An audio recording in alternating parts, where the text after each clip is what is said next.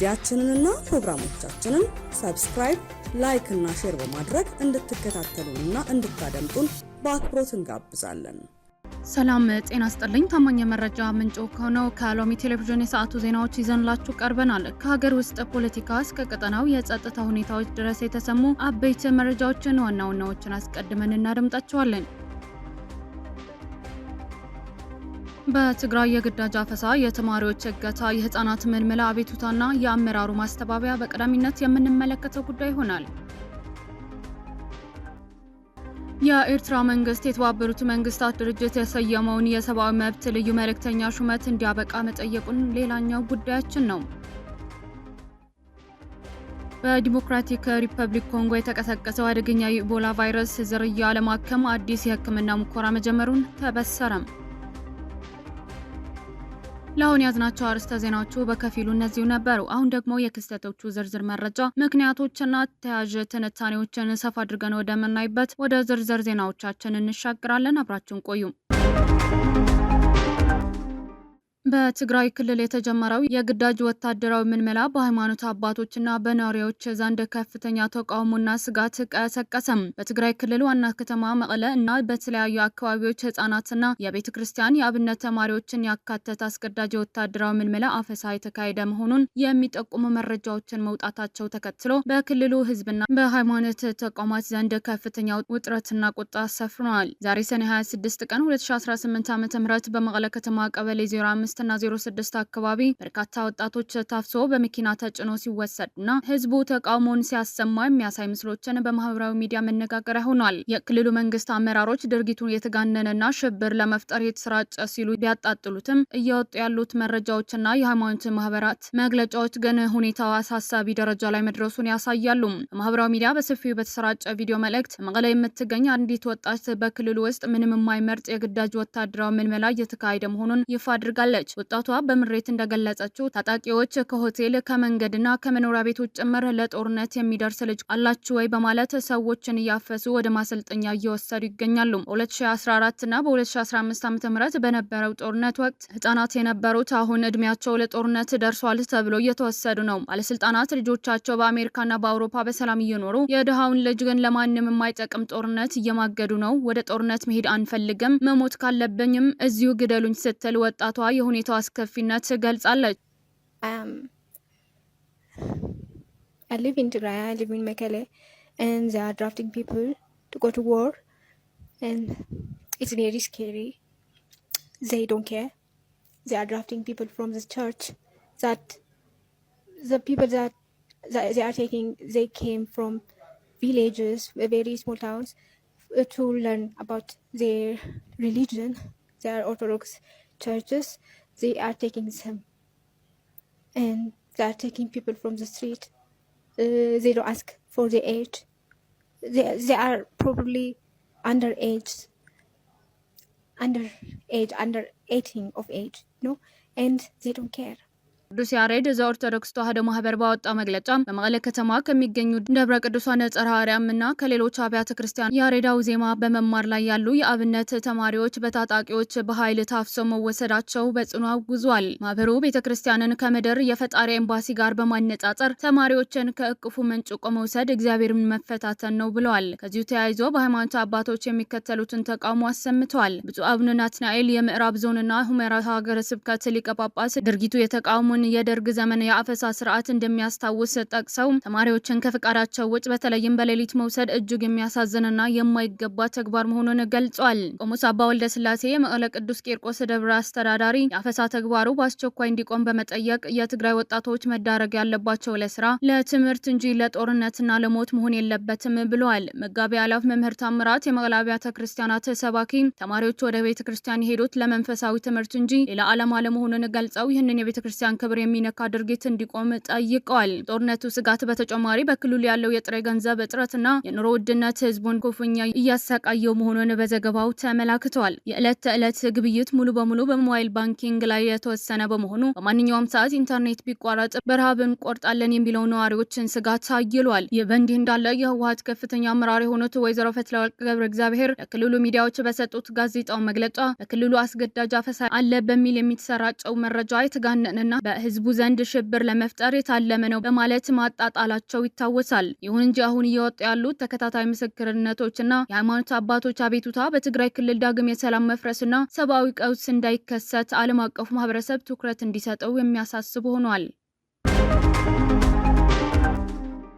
የኤርትራ መንግስት የተባበሩት መንግስታት ድርጅት የሰየመውን የሰብአዊ መብት ልዩ መልእክተኛ ሹመት እንዲያበቃ ጠየቀም። የተባበሩት መንግስታት ድርጅት ተመድ የኤርትራ ሰብአዊ መብት ሁኔታ እንዲከታተል የሰየመው ልዩ መልእክተኛ አገሪቱ እንደማትቀበለውና ሹመቱ በአስቸኳይ እንዲያበቃ የኤርትራ የውጭ ጉዳይ ሚኒስትር ኡስማን ሳሌህ ጥሪ አቀረቡም። ሚኒስትሩ በአስመራ ለሚገኙ የውጭ ሀገር ዲፕሎማቶች በሰጡት ማብራሪያ የሹመት የኤርትራ ገጽታ ለማበላሸትና ስሟን ለማጥፋት የታለመ ከባድ ጉዳት ያደረሰ ነው ሲሉ ኮንነዋል። የውጭ ጉዳይ ሚኒስቴሩ ኡስማን ሳሌህ በሰጡት መግለጫ የተባበሩት መንግስታት ድርጅት መድረኮችን በመጠቀም ኤርትራ ላይ የተዛባና ሚዛናዊ ያልሆነ ትረካ እየተሰራጨ መሆኑን ጠቅሷል። ይህን አካሄድ በሀገሪቱ ውስጣዊ ሁኔታ ላይ የተሳሳተ ዓለም አቀፋዊ ግንዛቤ እንዲፈጠር ማድረጉን አስረድቷል። ሚኒስቴሩ አክለውም ይህንን ጉዳይ በኤርትራና በአውሮፓ ህብረት እንዲሁም በዓለም አቀፉ ማህበረሰብ መካከል ያለውን ግንኙነት እያሻከረው መሆኑን ገልጿል። የኤርትራ መንግስት ልዩ መልእክተኛ ሹመት የሚደግፉ ወገኖች ጋር የሚደረገው ማንኛውም አይነት ውይይት በቋሚነት የተዘጋ መሆኑን በይፋ አውጇል።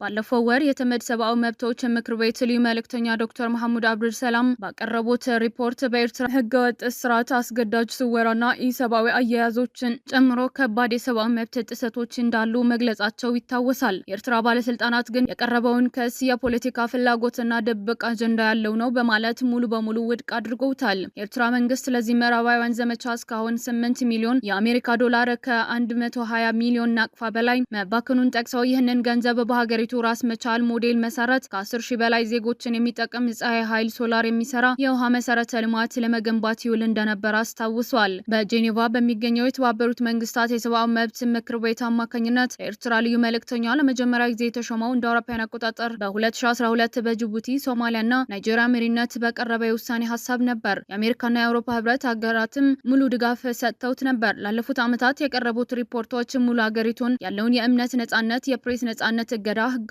ግድያና አስገዳጅ ውትድርና የሚኮንኑ ነበሩ። በአሁኑ ወቅት የኤርትራ ልዩ መልእክተኛ ሹመት እንዳይራዘም በጄኔቫና በአስመራ ከፍተኛ ዲፕሎማሲ ዘመቻ እያካሄደች ሲሆን የኤርትራ ዓለም አቀፍ የሰብአዊ መብት ተሟጋች ቡድኖች ደግሞ በተመድ መደበኛ ስብሰባ ላይ በመገኘት ልዩ መልእክተኛ ስልጣን እንዲራዘምና የተጠያቂነት ስርዓት እንዲቀጥል ግፊት እያደረጉ ይገኛሉ።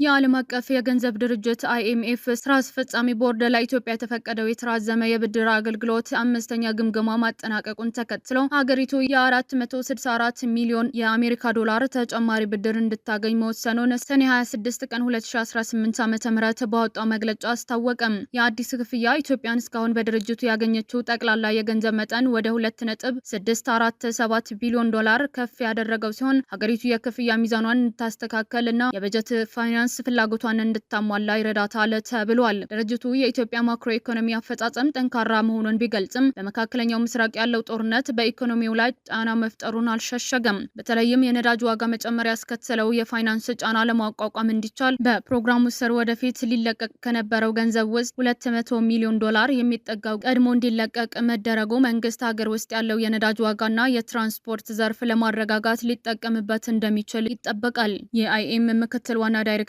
ናይጄል ክራክ ባንኩ የውጭ ምንዛሬ ገበያውን ይበልጥ ውጤታማ ለማድረግና በባንኮች መካከል ጤናማ ውድድር እንዲኖር እየወሰዳቸው ያሉ እርምጃዎችን አበረታቷል። የብሔራዊ ባንክ ገለልተኝነትና የፖሊሲ አፈጻጸም አቅም ለማሳደግ አዳዲስ ገለልተኛ የቦርድ አባላትን መሾምና የባንኩን የካፒታል አቅም ማጠናከር አስፈላጊ መሆኑን መግለጫው ማመላከቱ የፌዴራል መንግስት በባንኩ ላይ ያለው ቀጥተኛ የፖለቲካ ተጽዕኖ ለመቀነስ ዓለም አቀፍ ግፊት መኖሩን ያሳያል። በሌላ በኩል መንግስት ከውጭ አበዳሪዎችን ከዩሮ ቦንድ ባለቤቶች ጋር እያደረገ ያለው የዕዳ ሽግሽግ ድርድር ውጤት ማሳየቱ የሀገሪቱ የብድር ስም ማሻሻል መጀመሩን ያመላክታል። በዲሞክራቲክ ሪፐብሊክ ኮንጎ የተቀሰቀሰው አደገኛ የኢቦላ ቫይረስ ዝርያ ለማከም አዲስ የሕክምና ሙከራ መጀመሩን ተበሰረም። በዲሞክራቲክ ሪፐብሊክ ኮንጎና በኡጋንዳ የተቀሰቀሰው ከፍተኛ ተላላፊ ያለው የኢቦላ ቫይረስ ዝርያ ለማከም የሚያስችል አዲስ የሕክምና ሙከራ መጀመሩን የዓለም ጤና ድርጅት WHO አስታወቀም። የድርጅቱ ዋና ዳይሬክተር ዶክተር ቴድሮስ አድሃኖም በጄኔቫ በሰጡት መግለጫ የመጀመሪያው ታካሚ በዲሞክራቲክ ኮንጎ ሕክምና መጀመሩን ይፋ አድርገዋል። እስካሁን ድረስ ቡንዲቡጊዮ ተብሎ ለሚጠራውና ከፍተኛ ጉዳት ለሚያደርሰው የኢቦላ ዝርያ በይፋ የተፈቀደ ክትባትም ሆነ ፍቱን ሕክምና የለም። በዓለም የጤና ድርጅት የተደገፈው አሁን አዲስ የክሊኒካል ሙከራ በሁለት ሕክምና አይነቶች የተጀመረ ሲሆን ጥናቱ የሚመራው ዲሞክራቲክ ሪፐብሊክ ኮንጎ ብሔራዊ ባዮሜዲካል ኢንስቲትዩት፣ በቤልጂየም ትሮፒካል ሕክምና ኢንስቲትዩት እና በዩናይትድ ኪንግደም ኦክስፎርድ ዩኒቨርሲቲ ተመራማሪዎች በጋራ ነው። የዓለም ጤና ድርጅት ዋና ዳይሬክተር ዶክተር ቴድሮስ አድሃኖም የሕክምና ሙከራው አስፈላጊነት ሲያስረዱ በሁለት የሕክምና አይነቶች የክሊኒካል ሙከራ ተጀምረዋል። የመጀመሪያው ታካሚም ገብቷል። በአሁኑ ወቅት ባልተፈቀደ ሕክምና እንኳን ሰዎች ከበሽታው እያገገሙ ቢሆንም የደህንነቱ የጠበቀና ውጤታማ ሕክምና ቢኖረን በእርግጥም ከዚህ በላይ በርካታ ህይወቶችን መታደግ እንችላለን ብለዋል። ባለፈው መጋቢት ወር በኮንጎና በኡጋንዳ የተቀሰቀሰው ይህ ኢቦላ ወረርሽኝ በዓለም ጤና ድርጅት የህብረተሰብ ጤና ስጋት ተብሎ መታወጁ ይታወሳል። እስከ ሰኔ 23 2018 ዓ.ም ባለው ጊዜ የተጠናቀረው መረጃ እንደሚያሳየው የበሽታው ስርጭት በዲሞክራቲክ ሪፐብሊክ ኮንጎ 1406 ሰዎች በቫይረሱ መያዛቸው የተረጋገጠ ሲሆን 438 ሰዎች ህይወታቸው አልፏል። በተጨማሪም በቫይረሱ የተያዙት እንዳልቀሩ የተዘረዘሩ 301 ሰዎች አሉ። በኡጋንዳ ቫይረሱ በ20 ሰዎች ላይ የተገኘ ሲሆን በሁለት ሰዎች ህይወት አልፏል። በፈረንሳይ አንድ ሰው በቫይረሱ መያዙ በምርመራ ተረጋግጧል። የኢቦላ በሽታ ቫይረስ የሚከሰት ሲሆን የሰውን አካል ክፍሎችንና በሽታ መከላከል ስርዓት በከፍተኛ ደረጃ ያጠቃል። በተለምዶ እንስሳት በተለይም የሌሊት ወፎች የሚያጠቃ ሲሆን ከተጠቁ እንስሳት ጋር በሚኖር ንክኪ ወደ ሰዎች ይሰራጫል። ሰዎች በቫይረሱ ከተያዙ በኋላ ምልክቶች ለመታየት ከ2 እስከ 21 ቀናት ሊወስድ ይችላል። በሽታው አብዛኛው ወደ ሌሎች የሚተላለፈው ተላላፊ የሆኑ ምልክቶች መታየት ከጀመሩ በኋላ ነው። ምልክቱ በድንገት የሚከሰቱ ሲሆን እንደ ጉንፋን ወይም ወባ በሽታ፣ የሙቀት መጨመር፣ ራስ ምታትና ከባድ ድካም መሆን ይጀምራሉ። እንደ ባለሙያዎች ገለጻ ቫይረሱ ሙሉ በሙሉ ለመከላከል 6 ስለሆኑ ለእያንዳንዱ የኢቦላ ዝርያዎች የተለያየ ክትባቶች መስራት ያለባቸው ሲሆን እስካሁን ድረስ 3 ዝርያዎች ብቻ የበሽታ መነሻ እንደሆኑ ታውቋል። ይህ አሁን የተጀመረው የሕክምና ሙከራ ስኬታማ ከሆነ ወረርሽኙ ለመቆጣጠር ትልቅ ተስፋ እንደሚኖር ይጠበቃል። በኢንዶኔዥያ ፑቱዋ ግዛት ውስጥ የሚንቀሳቀሰው ዘ ዌስት ፑቱዋ ናሽናል ሊበሬሽን አርሚ የተሰኘው ታጣቂ ቡድን ኒኮላስ ኦፍ ጎስሊን የተባለው አሜሪካዊ የሲቪል አውሮፕላን አብራሪ ሐሙስ ዕለት በሃይላንድ ፑቱዋ ግዛት ካረፈ በኋላ ተኩሶ መግደሉንና አውሮፕላኑ ማቃጠሉን ይፋ አደረገም። የሀገሪቱ የሲቪል አቪዬሽን ዳይሬክተር ጄኔራል መጀመሪያ ላይ በደረሰው ሪፖርት አብራሪ መሞቱን ያረጋገጠ ሲሆን የኢንዶኔዥያ ባለስልጣናት አውሮፕላኑ የሆኪሞ ክልል በሚገኘው አንድ አውሮፕላን ማረፊያ ውስጥ ተቃጥሎ መገኘቱን አስታውቋል። ምንም እንኳን አማጽያኑ አብራሪው መግደላቸው በይፋ ቢያወጁም የኢንዶኔዥያ የፖሊስና ወታደራዊ ጥምር ኦፕሬሽን ቃል አቀባይ ዩሱፍ ስቴጆ ጥቃቱ በአማጽያን ስለመፈጸሙ የሰጡት ግልጽ ማረጋገጫ የለም። ይሁን እንጂ አውሮፕላኑ ለማረፍ በተቃረበበት ሰዓት ምንም አይነት የደህንነት ስጋት እንዳልነበረና ካረፈ በኋላ ግንኙነቱ መቋረጡን ጥቃቱን አስቀድሞ የታቀደበትና አብራሪው መሬት በረገጠበት ቅጽበት የተፈጸመ መሆኑን ያሳያል። የታጣቂ ቡድኑ ቃል አቀባይ ባወጡት መግለጫ አውሮፕላኑ የኢንዶኔዥያ ወታደሮችና የሎጂስቲክ እቃዎችን ወደ ቀጠናው እያጓጓዘ ነበር ሲሉ ከሷል። አማጽያኑ በሲቪል አውሮፕላን ኢንዶኔዥያ ወታደራዊ እንቅስቃሴ ለመደገፍ እያገለገሉ ነው በሚል አወዛጋቢ በሆኑት ግዛቶች በሚደረጉ ሁሉም በረራዎች ላይ ክልከላ መጣላቸው ገልጿል። የእርምጃ በቀጠናው በሚንቀሳቀሰው ዓለም አቀፍ የነዳጅና የተፈጥሮ ሀብት አምራች ኩባንያዎች እንዲሁም የሰብአዊ እርዳታ አቅራቢዎችን እንቅስቃሴ ሙሉ በሙሉ ሊያደናቅፍ የሚችል አደገኛ ወታደራዊ ስልት ነው። በአሜሪካው አብራሪ ላይ የተፈጸመው ጥቃት በኢንዶኔዥያ መንግስትና በምዕራብ ፑቱዋ ተወላጅ መካከል ከአውሮፓውያን 1969 ፑቱዋ ወደ ኢንዶኔዥያ ከተካተተችበት ጊዜ ጀምሮ ለዓመታት የዘለቀውና ለብዙ ንጹሃን ሞት ምክንያት የሆነው ግጭት ቀጣይ አካል ነው። ታጣቂ ቡድኑ የውጭ ሀገር ዜግነት ያላቸው አብራሪዎች ላይ ጥቃት ሲፈጽም ይህን የመጀመሪያው አይደለም። ቡድኑ እንደ አውሮፓውያን አቆጣጠር በ2024 የኒውዚላንድ አብራሪ 19 ወራት ያህል በእስረኝነት አግቶ ከቆየ በኋላ በድርድር የለቀቀ ሲሆን ከአንድ ወር በፊትም ሌላ የኒውዚላንድ ሄሊኮፕተር አብራሪ ገድለዋል። አሁን ደግሞ የአሜሪካ ዜጋ መገደሉ ዋሽንግተን በቀጥታ በጆካታ ውስጥ ደህንነት ጉዳይ ላይ ጫና እንድታደርግ የቢቢሲ ዘገባ እንደሚያመላክተው የአሜሪካ የውጭ ጉዳይ መስሪያ ቤትና በጆካርታ የሚገኘው ኤምባሲ በጉዳዩ ላይ ጠንካራ መግለጫ እንዲሰጡ የሚያስገድድ ይሆናል። ውድ የሎሚ ቴሌቪዥን ተከታታዮች ለዛሬ ያዝናቸው አበይት መረጃዎችንና ትንታኔዎችን እነዚህ መስሉ ነበር። ዜናዎቻችን ላይ ያላችሁ ማንኛውም አስተያየት በኮሜንት መስጫው ላይ እንድታጋሩን እንጋብዛችኋለን። መረጃዎችን በፍጥነትና በታማኝነት ለሌሎች እንዲደርሱ ቪዲዮን ላይክ እና ሼር ማድረጋችሁን እንዳትረሱም። በየሰዓቱ የሚወጡ አዳዲስና ትኩስ መረጃዎችን ለማግኘት ደግሞ ቻናላችንን አሁኑኑ ሰብስክራይብ ያድርጉም። ቀሪውን ጊዜ ሰላማዊና መልካም ጊዜ ሁንላችሁ።